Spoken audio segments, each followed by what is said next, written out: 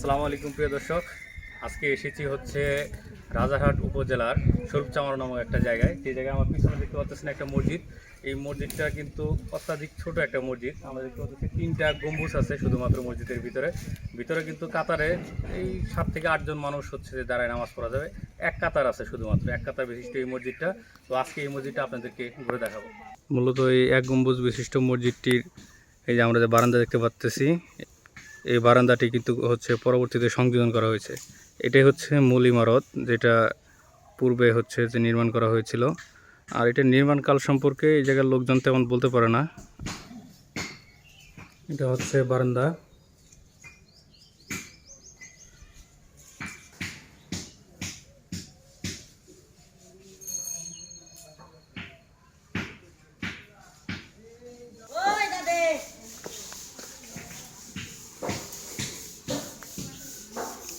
এটা হচ্ছে মসজিদের ভেতর।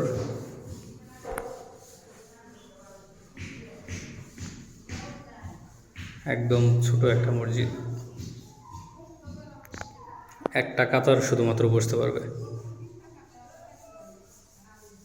যদি দেখাই যে মসজিদের এই যে গম্বুজের এই যে সাইডগুলোতে দেখেন যে কত সুন্দর নকশা, টোরাকাটা একদম,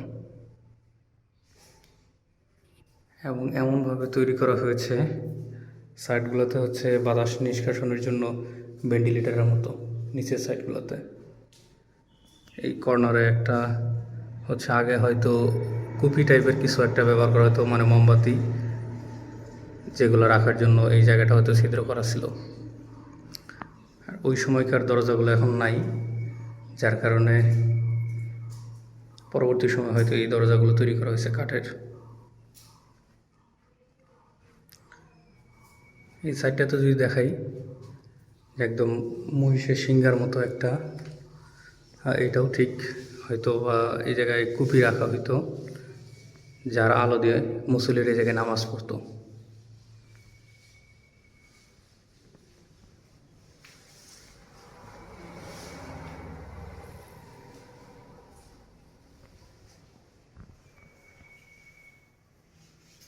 প্রত্যেকটা গম্বুজের এক একটা সাইডে এক এক ধরনের হচ্ছে নকশা টোরাকাটা। আর নিচের সাইডগুলোতে হচ্ছে ভেন্টিলেটর সিস্টেম।